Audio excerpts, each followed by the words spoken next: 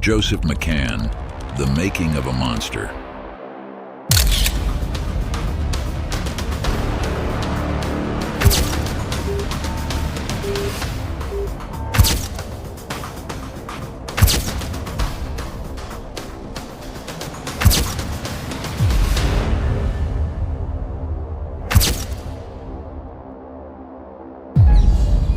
In 2019, Britain was gripped by fear.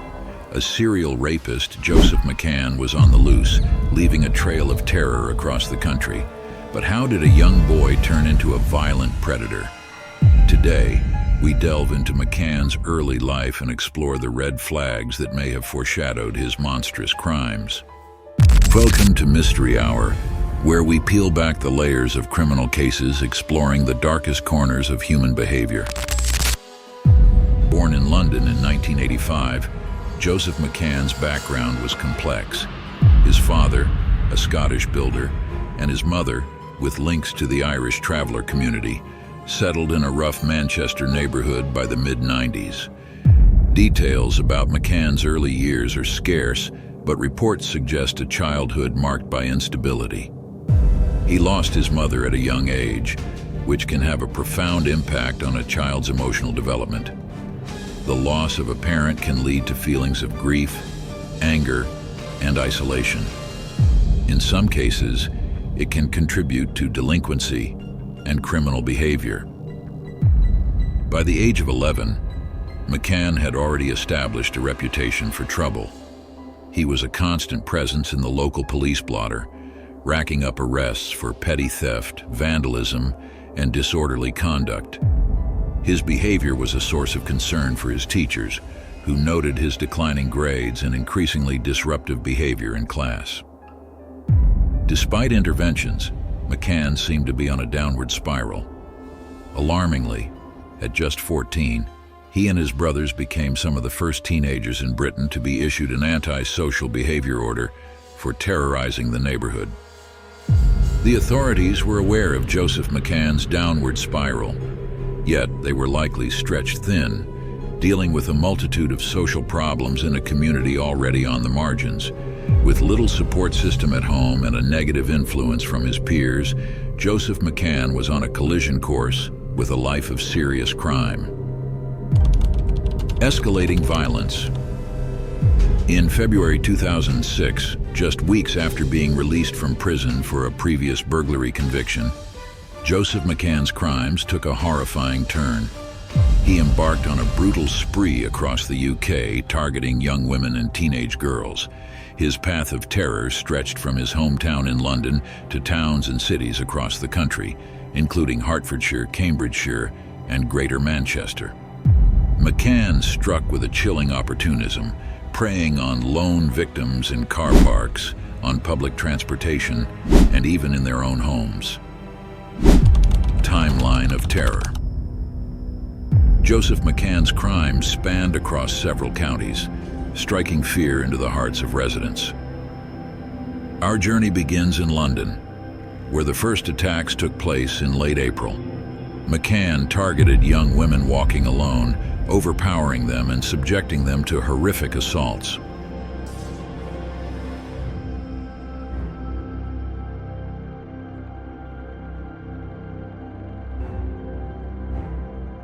How they were feeling whilst they were detained, some of them for up to 14 hours, whilst they were being threatened, whilst their loved ones were being threatened, whilst they must have genuinely been in fear for their lives, and also forced by him to engage in some unthinkable and depraved behaviour.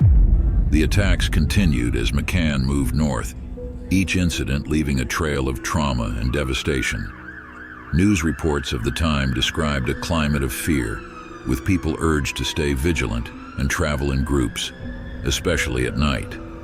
The police investigation faced immense pressure as they raced to identify the suspect and apprehend him before he could strike again.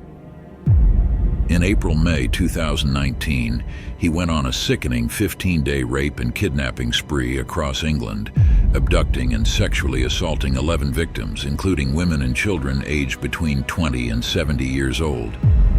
His crimes spanned multiple regions like London, Greater Manchester, and Cheshire. The rampage began when McCann forcibly abducted a 21-year-old woman off the street in Watford as she was returning home from a nightclub on April 21, 2019. He then took her back to her own residence, where he subjected her to rape at knife point. Following the report of the initial attack on April 21st, McCann's name and details were added to national police records by Hertfordshire Police on April 22, 2019, after the first victim came forward. In the early morning hours of April 25th, around 12:30 a.m., McCann violently seized a 25-year-old woman off a street in northeast London and held her captive for the next 14 hours, subjecting her to a prolonged and agonizing ordeal of repeated rapes. Still holding his previous victim from the early morning captive in his vehicle, McCann struck again later that same day on April 25th, around 12:15 p.m., this time abducting a 21-year-old woman off the street in northwest London as she was walking home accompanied by her sister. The two captive women seized an opportunity around 2:15 p.m. on April 25th, when they were able to overpower McCann by striking him over the head with a vodka bottle, allowing them to finally escape his clutches. On the afternoon of April 26th at around 5:25 p.m., the Metropolitan Police issued a public appeal for any information related to the recent abductions that had occurred in London, cautioning that the victims appeared to have been randomly targeted by the perpetrator. April 27, 2019.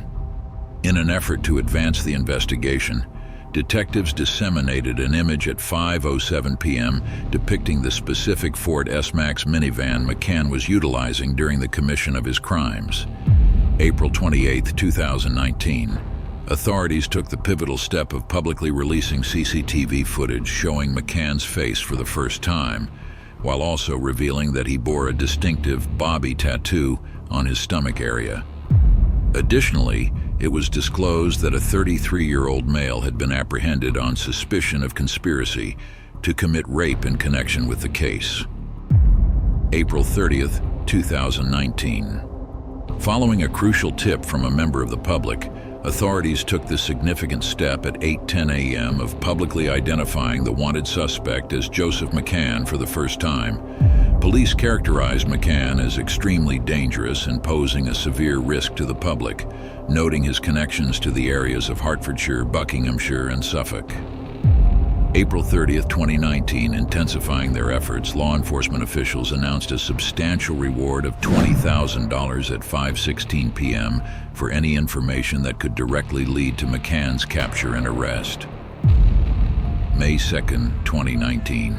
At 6:36 p.m., the Metropolitan Police officially linked McCann to the April 21st abduction and rape of the woman in Watford, marking the first time they had publicly connected him to that specific crime. May 5th, 2019. In the early morning hours, McCann preyed upon an intoxicated woman in Lancashire, following her back to her home where he restrained her and subjected her children to rape. May 5th, 2019. At 1:30 p.m., a 71-year-old woman was abducted by McCann while shopping near Bury and then raped by him inside her own vehicle. May 5th, 2019. Around 3:30 p.m., McCann abducted a 13-year-old girl while still holding the elderly woman captive. He also forced two 13-year-old boys into the car, though they were released shortly afterwards. May 5th, 2019, approximately 6 p.m., the teenage girl and elderly woman managed to escape from McCann's clutches at the Knutsford service area in Cheshire. May 5th, 2019. At 6:30 p.m. in Congleton, McCann forced two 14-year-old girls into his vehicle, though he did not sexually assault them. Police initiated a pursuit while the girls remained inside the car. Coming down the 5 Let me go.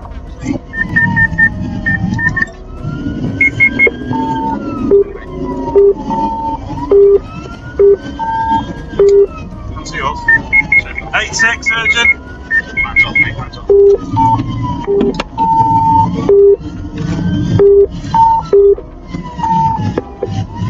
Oh, crash.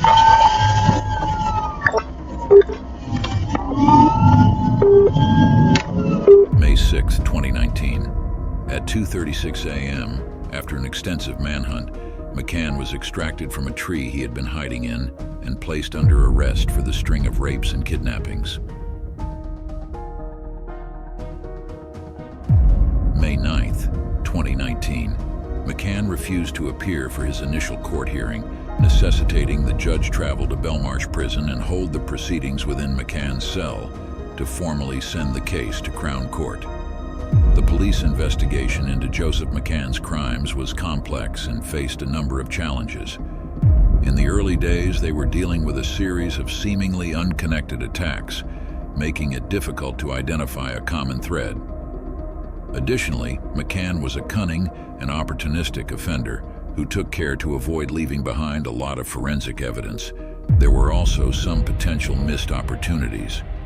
For example, there were reports of a suspicious man matching McCann's description in the days leading up to some of the attacks, but these were not followed up on aggressively enough. The police were working under intense pressure to apprehend a dangerous criminal. Ultimately, they were able to identify McCann and bring him to justice. But the investigation serves as a reminder of the difficulties of catching serial predators. McCann was found guilty of numerous counts of rape, kidnapping, and assault. He received a sentence of 33 life sentences, ensuring he would never be released. However, the impact of his crimes extended far beyond him. Women across the UK became more cautious, and the case sparked discussions about safety measures and support for victims. If you find our content enjoyable, kindly consider leaving a comment, giving the video a thumbs up, and sharing it with your friends. Your support is highly valued. Stay safe, stay informed, and we look forward to seeing you in the next installment of Mystery Hour.